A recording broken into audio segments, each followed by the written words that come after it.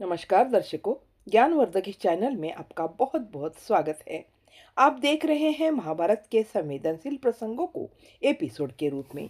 पिछली वीडियो में आपने देखा होगा कि महाभारत युद्ध के समय कौरवों की कितनी हानि हो चुकी थी। हस्तिनापुर का पूरा खजाना खाली हो गया था। यहाँ तक कि दिए जलाने के लिए तेल तक नहीं बचा था।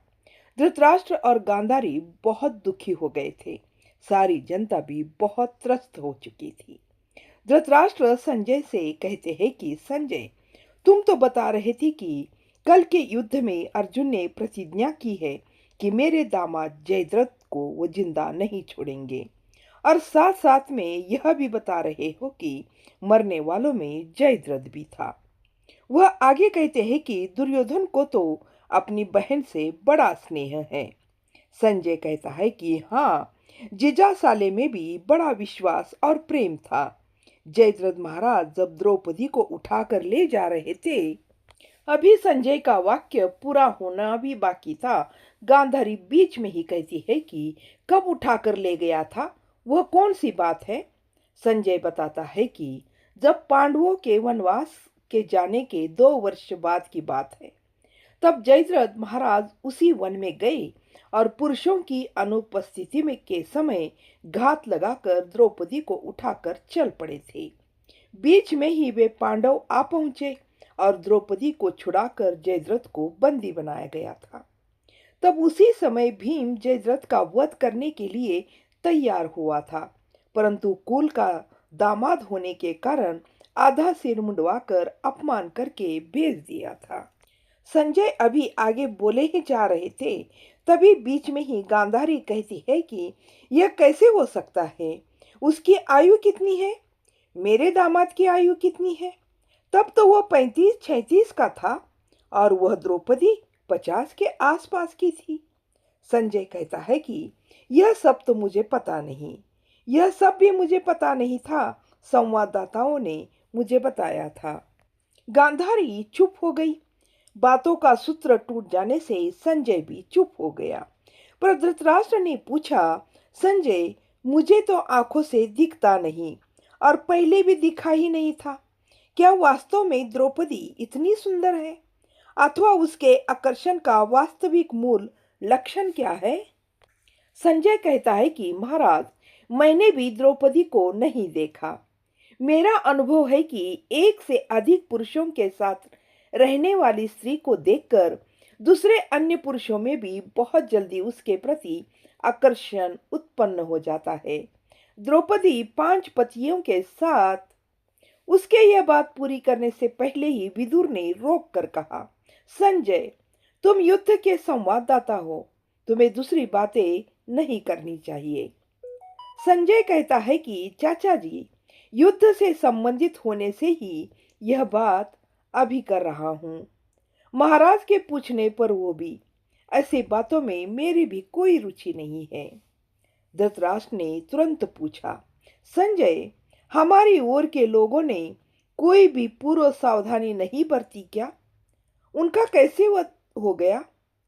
जयद्रथ को कैसे मारा गया, विस्तार से बताओ। संजय बताता है कि महाराज, जयद्रथ के बचाने का दायित्व महाराज दुर्योधन ने सेनापति द्रोण को दिया था। उससे 2 लाभ थे, अपने जीजा की प्राण रक्षा और दूसरा अर्जुन का अग्नि प्रवेश से मरण। बाद में तो युद्ध जीतना सरल था। अर्जुन तो बहुत सेखी मार रहा था कि गुरुजी को जीतने के लिए युद्ध के दांव पेच मालूम है मुझे, वे सब मैं जानता हूँ। इसलिए आचार्य ने ऐसा व्यूह रचाया था जो अर्जुन को पता न हो। वह था कमल व्यूह। इसको भेदना अर्जुन के बस की बात नहीं थी। भगवान इंद्र भी इसको भेद नहीं सकता था।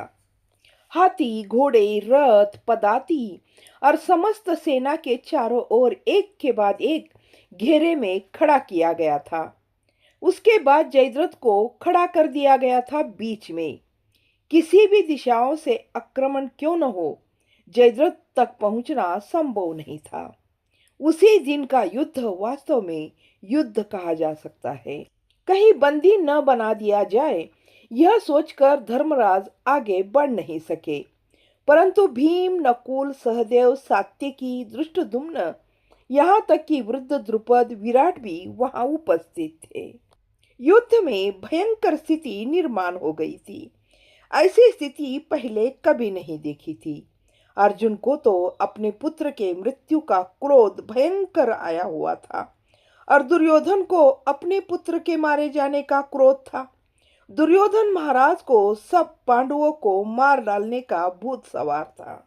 संजय आगे बताता है कि उस दिन टूटे रथों की गिनती करना असंभव था। हाथ पांव टूटने से बेकार हो गए रथों के घोड़े और युद्ध के घोड़े का तो कोई हिसाब ही नहीं था। युद्ध में घायल घोड़ों को निकाल ले जाने का कोई मार्ग ही नहीं बचा था।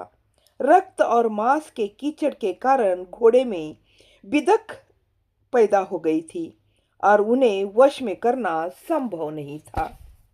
मरते सैनिकों की आह कराह और लड़ने वालों की चीख पुकार कानों के पर्दे फाड़ रही थी। अर्जुन की मार सह न पाकर दुशासन महाराज पीछे हट गए थे। उसका स्थान लेने वाले द्रोण पर अर्जुन ने बाण प्रहार नहीं किया। थके हुए आचार्य मैले किंतु सफेद वस्त्र पहने हुए थे। बीच बीच में एक एक बाण छोड़ रहे थे, परंतु धनुष्य को पूरी तरह से खींच पाने की शक्ति उनमें नहीं बची थी। इस कारण उनके चलाए बाण लक्ष्य पर पहुंचने से पहले ही इधर उधर जा गिर रहे थे। कुछ देर बाद उन्होंने बाण चलाना भी रोक दिया था। अर्जुन के सारथी कृष्ण ने थोड़ी देर बाद अपना रथ उन्हें छोड़कर दूसरी ओर मोड़ दिया। बाद में अर्जुन ने कृतवर्मा का सामना किया। उसके उपरांत अर्जुन ने काम्बोज के राजा सुदीक्षणा का वध कर दिया। उसकी घबराई सेना में भगदड़ मच गई और कई शत्रु उनके बाणों का शिकार हुए। उसके बाद अर्जुन ने कलिंग के राजा श्रुतायु को और उसके चारों भाइयों को मार गिराया। उसके घबराए सैनिक दूसरे दलों में घुस पड़े और उनमें भगदड़ मच गई। तभी धृष्टद्युम्न द्रोण पर टूट पड़ा। वह पहले से ही उनको मारने के ताक में था। संजय आगे बताता है कि उसी अवसर का मौका देखकर धृष्टद्युम्न प्रचंड वेग से आगे धस पड़े। पांडवों के पांचों पुत्र अपने सगे मामा के साथ अपने अपने रथों पर चढ़े और द्रोण के रथ पर टूट पड़े। इस युद्ध में द्रोण के दल में भी अपने स्वामी की रक्षा के लिए बड़ी वीरता से टक्कर ली। अर्जुन तो कई लोगों को मारते हुए आगे बढ़ रहे थे। अर्जुन का प्रचंड वेग से आगे बढ़ना देख दुर्योधन स्वयं उनके सामने आकर पहुंच गए। महाराज को देखते ही अर्जुन ने कितने जोर से कहा था, क्यों आ गए षंड। फिर आगे बताते हुए संजय कहता है कि दुर्योधन महाराज भी यूं ही छोड़ने वाले नहीं थे। उन्होंने भी ललकारा था, यदि तू पांडु के बीच से पैदा हुआ है तो मुझसे जीत कर दिखाओ। बातों बातों में दोनों के बीच भयंकर युद्ध शुरू हुआ। अर्जुन के दल में तब विजय का उत्सव भरा हुआ था, क्योंकि अर्जुन का लक्ष्य भेद बड़ा शक्तिशाली था। किसी को जाकर लगा तो उसके जीवित रहने का प्रश्न ही नहीं उठता था। इस तरह संजय अपने युद्ध का वर्णन सुना रहा था। तो इस कहानी को करते यहीं पर समाप्त। इस कहानी का अगला भाग अगले वीडियो में जरूर देखिएगा। तब तक के लिए जय हिंद, जय भारत।